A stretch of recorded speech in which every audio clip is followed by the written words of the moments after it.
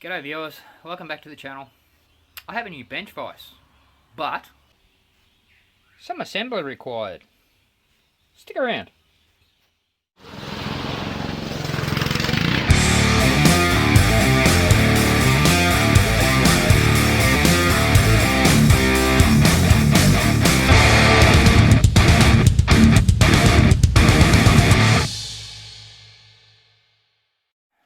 Well, if this is your first time here, welcome to the channel. I hope I can teach you something. You like what you see, and consider subscribing.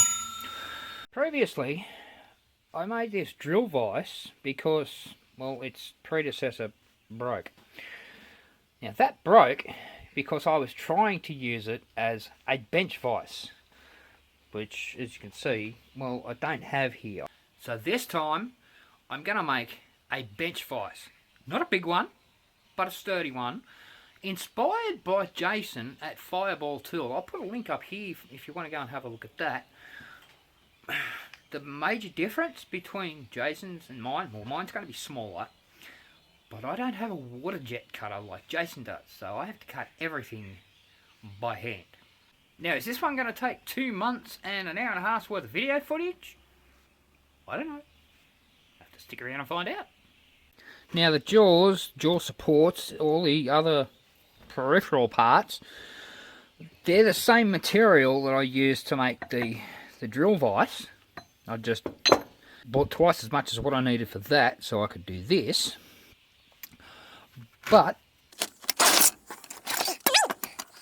the main workings of the vise, well, that's going to be these 3 metal tubes here. They're all thick wall. Well, that one's not as thick, but it's not like 1.6. I think that's 3.2 mil. These two are 5 mil wall. One has to fit inside the other, and well, it currently does not. So our first move is to make that fit in there. And the main reason that doesn't fit inside there is because of that. That seam, right there. We need to get rid of that. And again, Fireball Tool has a great video showing about half a dozen different ways to do this. But there's one method that he doesn't show. Air chisel. So that's how we're going to start, and we'll see how far we get with that.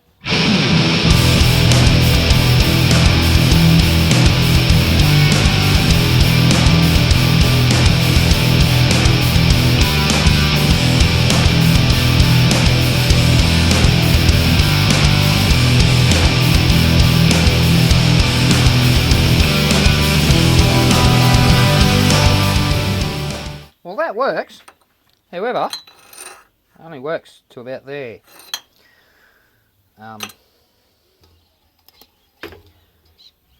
That's not going to help in the long run. So I either need to find another way or need to make that longer. Could just weld those two together. That'll give me, well, that much extra length. Gonna try that. See how it goes. It doesn't have to last long, it just needs to last as long as it takes to clean that out.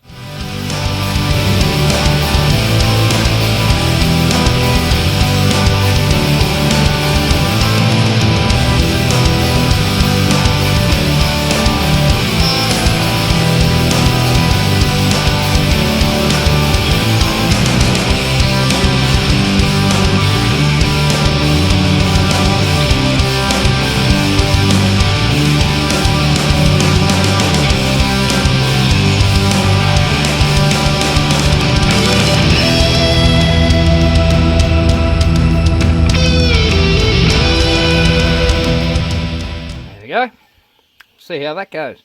Before anyone jumps up and down about destroying a chisel, that pack of 4 I think was about $10, 15 most. So that's why I wasn't really worried about it. Let's chuck that in, see how much further we get.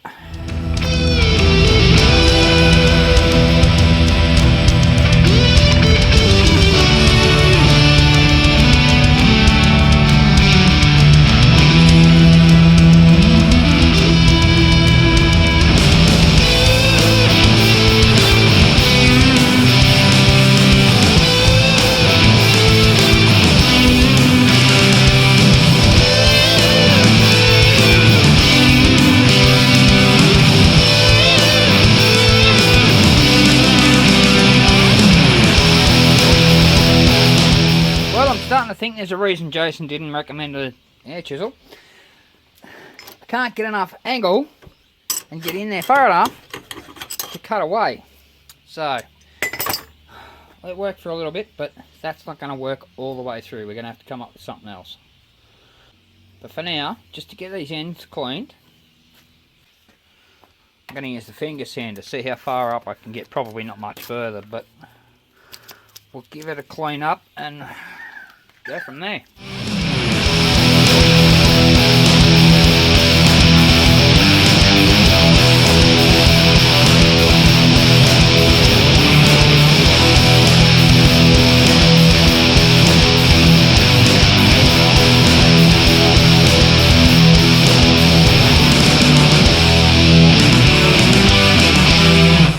Well, that went about, well, probably about 100 mil. A little bit more than that on each end, and as you can see, that's not even halfway. Well, I've just spent a few hours trying to knock this ridge out of the inside of this tube using various methods, like putting a bit of weld on the end of this tube and dragging it through. That resulted in just jamming it up and me having to smash it back out with a hammer and doing considerable damage. All fails. I got some of the way, I got some of it out, but there's still remnants in there that I just can't reach. I can't even get in there with a standard file. So I'm going to go to the tried and true method of put a slice down the outside of the tube. It's not the best way to do it because it can weaken it. Hopefully, I don't think it will, but that's the only way I'm going to be able to get it through there. And I also discovered that the tube fits okay that way, but it's tight that way. Yeah, I've taken the burrs off that and inside here, so it's not catching on anything. So let's just have a look.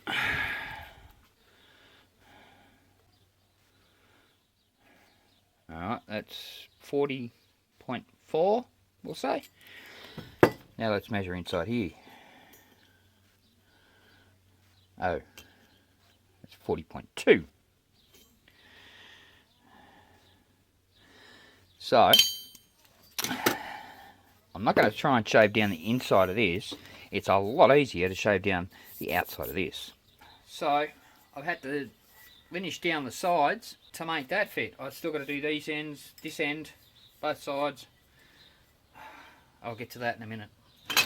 After I cut this. Now because that raised section is so wide, I can't use a standard 1mm cutting disc because it won't be wide enough for the track. So I have a remnant of a 2mm cutting disc. I'm going to see how far that gets me.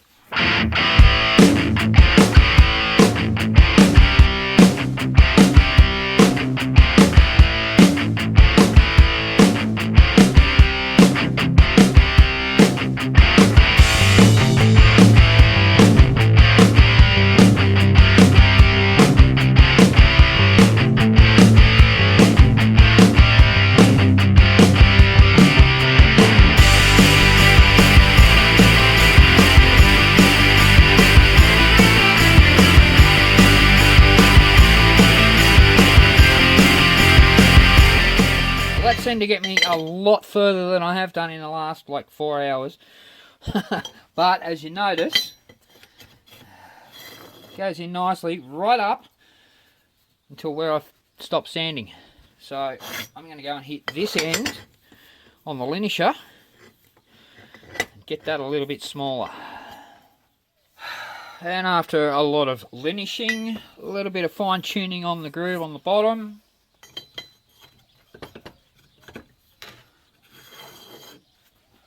beautiful.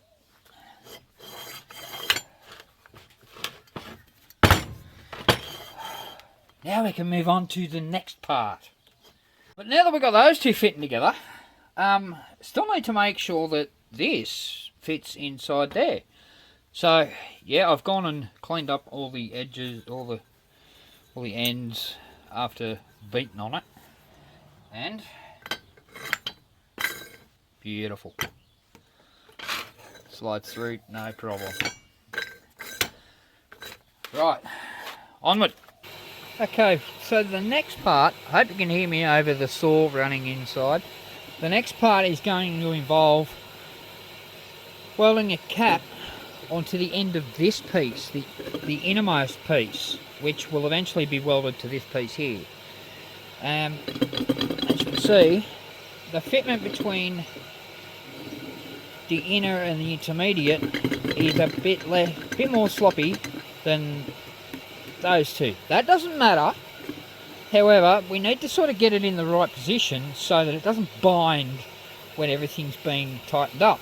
So, I've got a whole bunch of little pieces of half mil, I think it's about 0.4 mil sheet. I'm going to use these as shims to centre this piece into the intermediate. So let's get rid of that one for now. And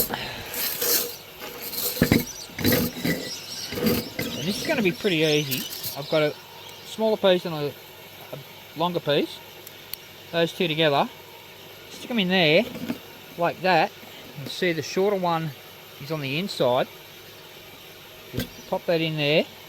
Go around, do that on all four sides.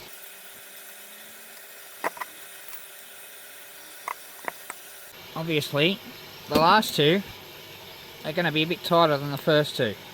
That's fine, that's exactly what we want. There we go. And the last one. Get that in. That one under there. And now we push them all in together. Which is easier said than done.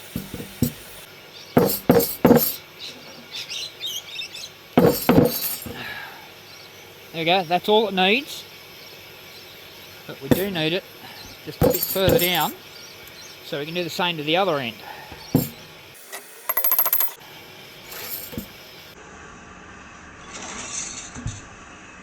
Notice I'm not pushing the shims, I'm just pushing the tube.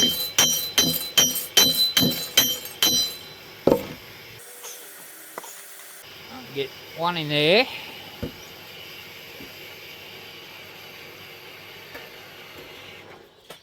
One in there.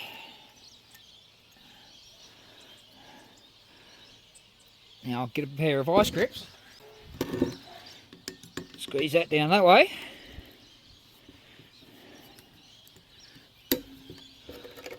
So I can get one in there. And do the same on this side.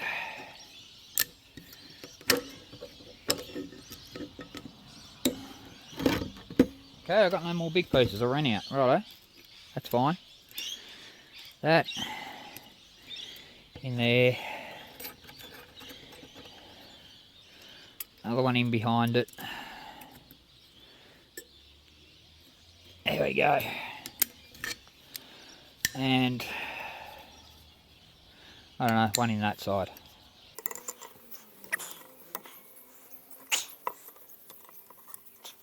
Alright, now that's nice and tight and centered inside that tube.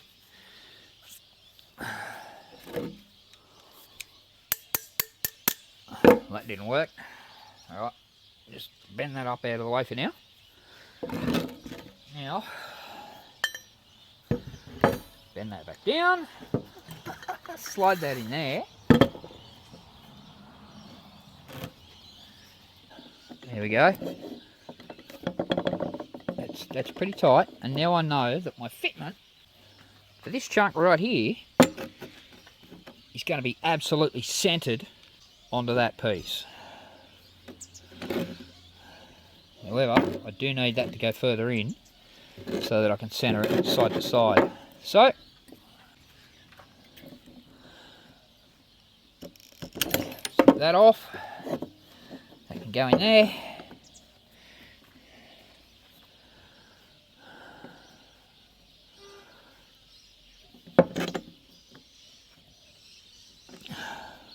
can go that way, because why not? And you know what? Do that. There we go. That is exactly where that needs to be welded.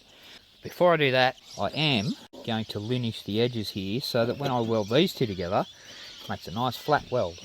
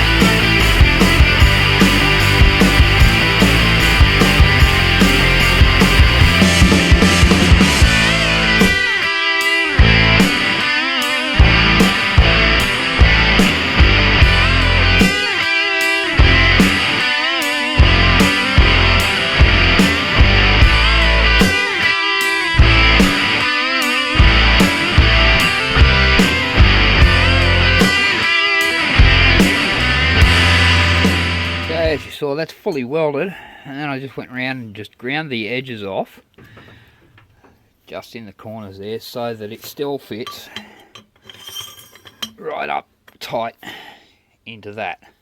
But now we need to figure out how long we need to make that.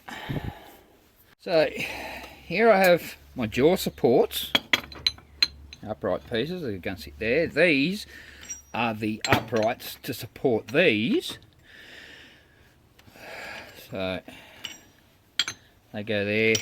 These two go right at the end. And then that one sits up against there. But in between those, I need to put my jaws. Now, no, I didn't make these. I bought these. They're 140mm jaws. So they're the same length as them, obviously. They're going to fit in there.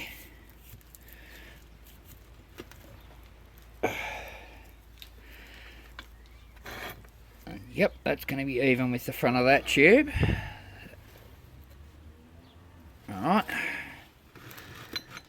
And these two, as I said, are going to be even with the front of this tube.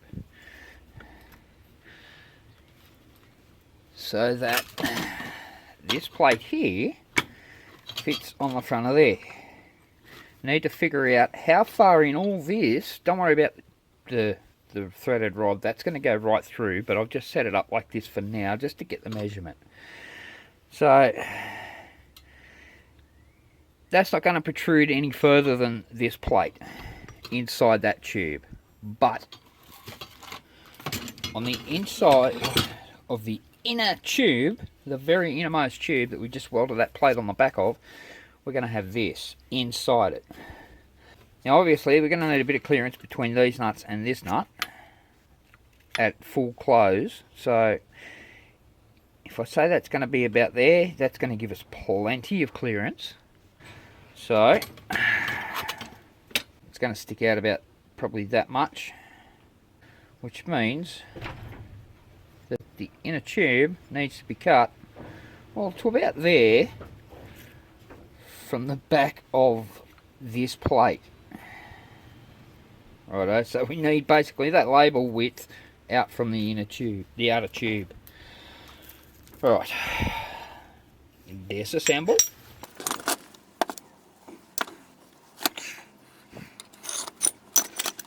Which means that needs to be cut off no more than there. That's not a lot, really. Okay. Alright, let's do that. Alright, that's done. Now, need to make that fit inside there. Now I've already done some preliminary measurements. Measured across that way. That's about 24.7. This way, 24.5. Alright. So, let's measure across there. It's 23.7. So it's a millimetre smaller than the biggest measurement. So, it kind of fits, but it's these points here that are too wide. So we need to take these two edges down, and you can probably see I've already done this, as I said. I put marks there so I know how to align it. But these two sides need to come down evenly. We need to take the same amount off each side so that we know we have it centered. How do we do that? Well, simple. You just cut down one side at a time. No, seriously. First of all, let's... Oh, well, that's off now. Start on one side. Take down some. Measure it. Get one side right. Then take down the other side. So we're going to go this way. This dimension here is 24/7. And this across here is 27.35. Okay, let's do some maths. 24.7 minus, hang on, no, 27.3 minus 24.7, 27.3 minus 24.7 is 2.6. Divided by 2 is 1.3. That's how much we need to cut off each side. So 27.3 minus 1.3 is 26. So that once I've finished cutting one side, I should get a total width of 26 millimeters.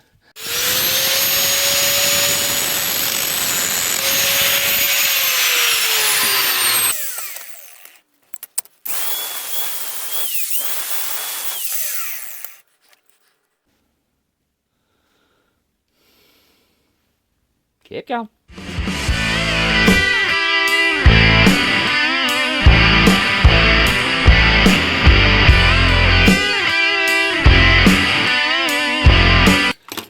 Little more.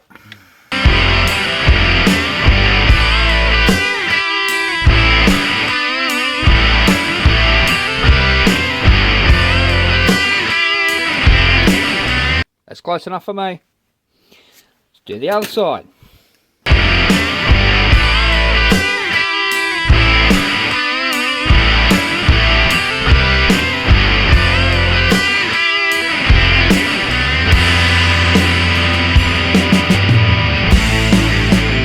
Okay, a bit more off here.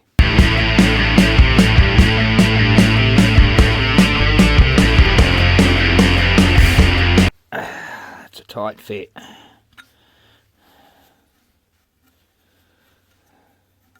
Burr there.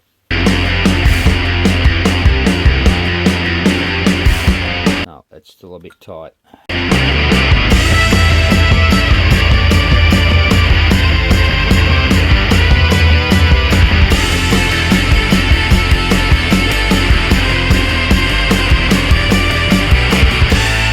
Beautiful.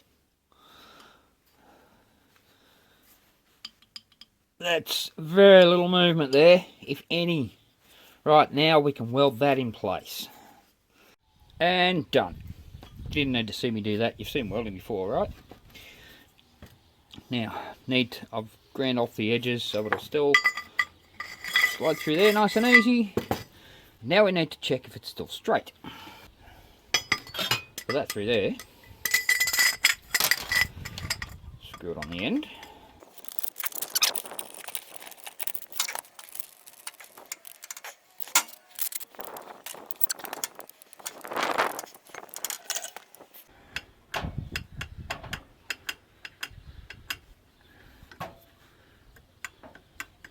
Looks pretty centered. I'm okay with that. Pull that back out.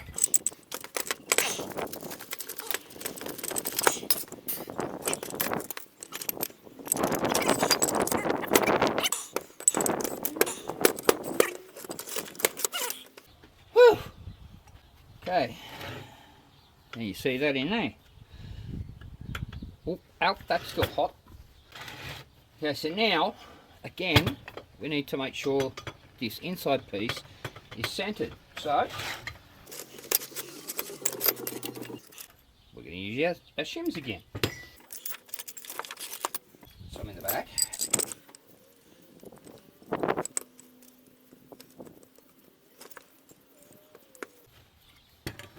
There we go. Pull all them down. Like that. Oh. Got a bit of a distance trouble. That's okay.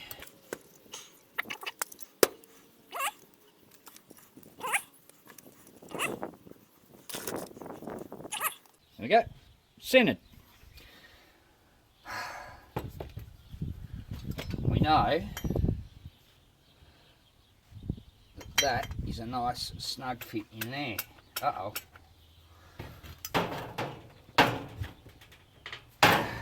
Whoops.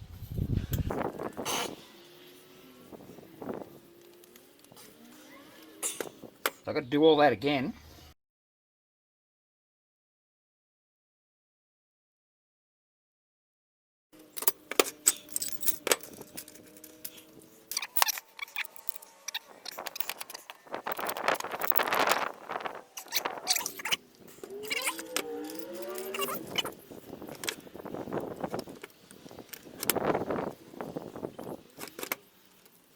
And I'm just going to use one set of shims there because, I mean, it's within 0.5 millimetre, so...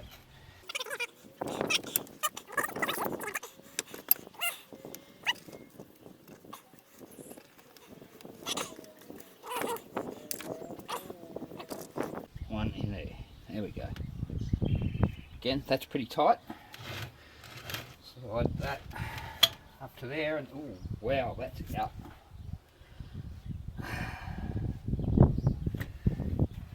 That's not right. Oh well. It's nothing a grinder can't fix. See our angle's out just a bit. But like I said, we'll find the best one of the four. Use that as our base surface. Well, that one's below all the way, so there's our base surface.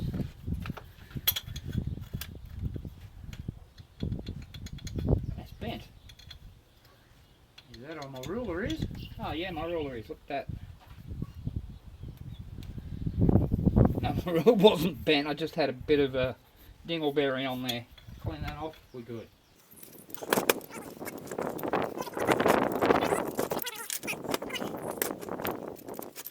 It's that base surface because it's clear all the way across. Bring you in and show you.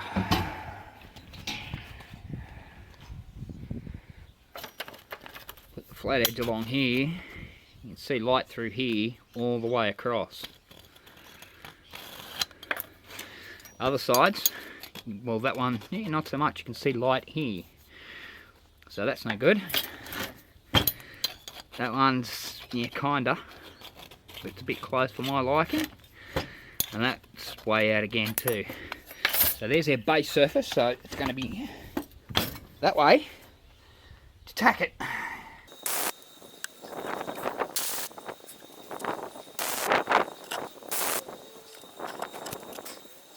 Okay, now that I have all four sides tacked, I'm going to go ahead and clean those edges off, fully weld it. You don't need to see that, do you? There we go. All welded and, well, kind of dressed and, well, yeah. Okay. Now I have to get this out of there. That shouldn't be that difficult.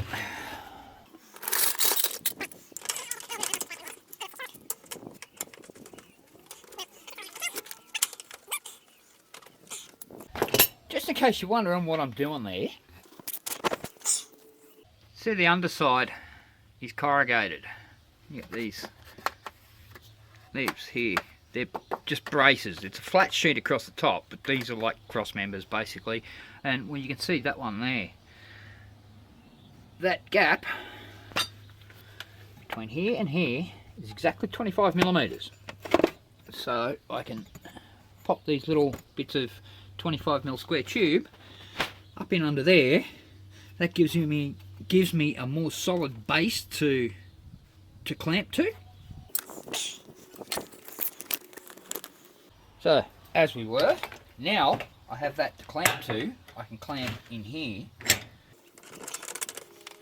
Missed. And that is going to be more solid than clamping to this piece on the edge. Now, just take this, clamp that on there, hammer,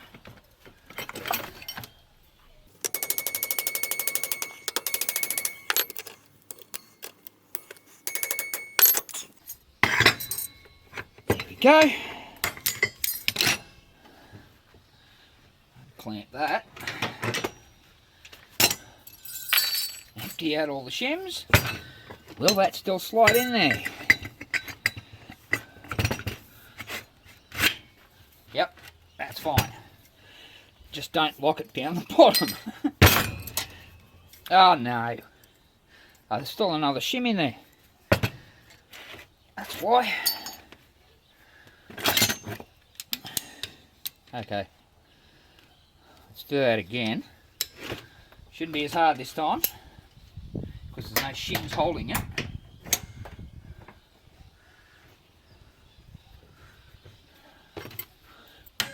There we go.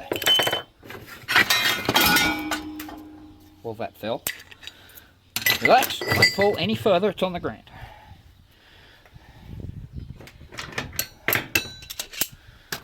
Okay. You can kind of see this side, it's kicked this side just a little bit. I'm not worried about it because it still slides in most of the way. Once I get a bit of oil on that, that'll be fine. Yep, that's fine. Now, well, that's the mechanism done. And of course, once that goes in there, that goes down the centre.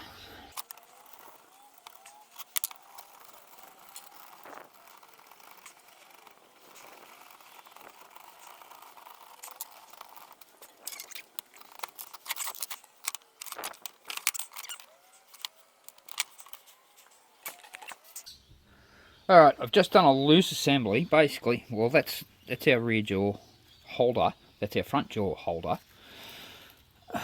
Or fixed, moving. And then this is going to be welded to there to hold this.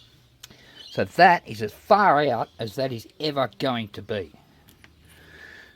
No, I'll rephrase that. That is as far in as that's ever going to be. Then there's going to be two nuts in here, and that's now wound all the way in. So that's a turn out. So I slide this. Oh, get on. There we go. That's going to be attached to that. Two washers.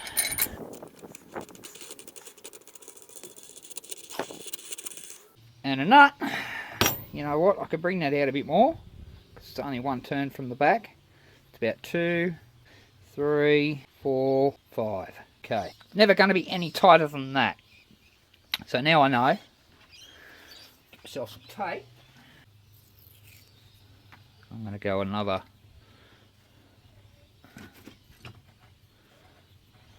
1, 2 turns.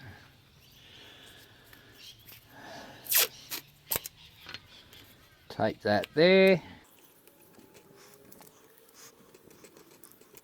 That's where I need to cut that off.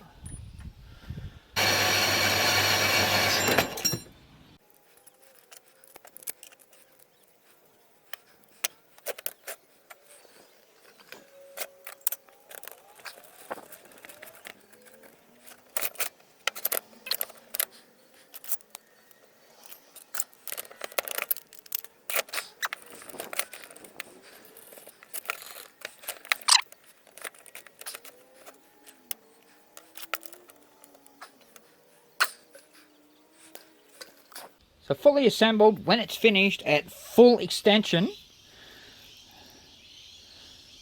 it's just over, that's about 215 millimeters approximately. Or pretty much on just under 8.5 inches of opening. That's pretty big for something that's only going to be